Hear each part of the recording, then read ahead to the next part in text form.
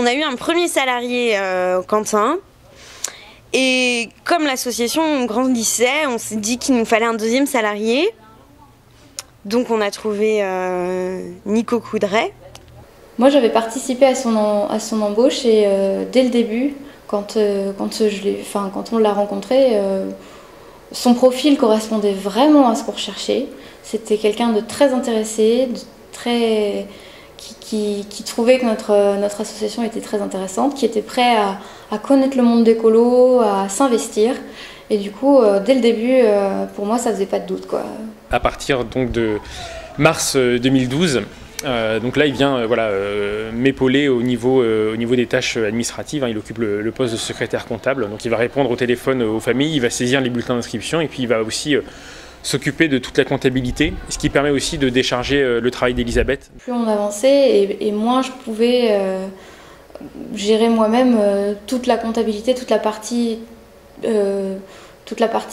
saisie, toute la partie qui prend beaucoup de temps. Et il nous fallait vraiment... en 2012, il nous fallait vraiment un deuxième salarié, quoi. C'était nécessaire à l'association.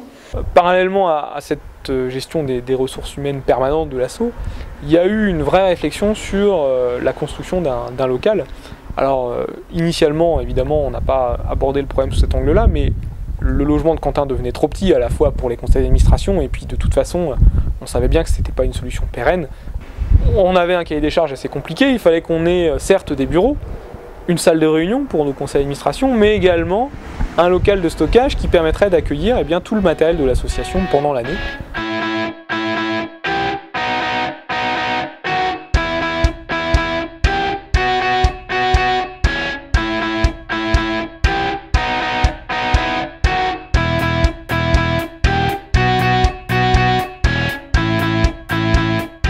L'avancée des travaux a été finalement rapide. On voyait très vite les murs se monter, la plaque de béton coulait et tout. Et la charpente des murs a été très vite montée. Et c'était génial de voir toutes les étapes. Moi j'étais souvent, une fois par mois, même plus, je venais voir et à chaque fois, pouf, c'était vraiment sympa.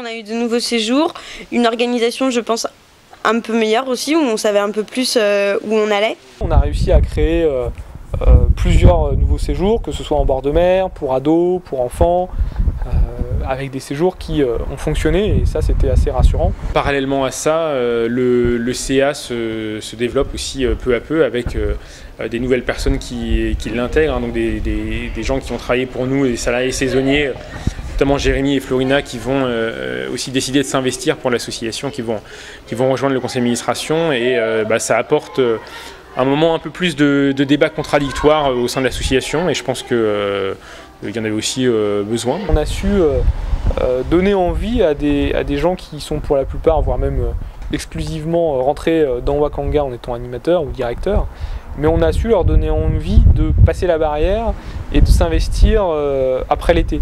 Or, on sait bien que c'est souvent la difficulté, c'est-à-dire que si pendant l'été, il y a toujours plein de monde de motivés, etc., il est parfois difficile de demander aux gens de s'investir en dehors de l'été. Et je pense que ça, c'est quand même un vrai pari à l'heure actuelle d'arriver à impliquer dans le fonctionnement, dans la vie d'une association, tous les gens qui gravitent autour. Et ça montre bien que Wakanga n'est plus le projet que d'une poignée de personnes, mais bien un projet collectif porté par de nombreux acteurs.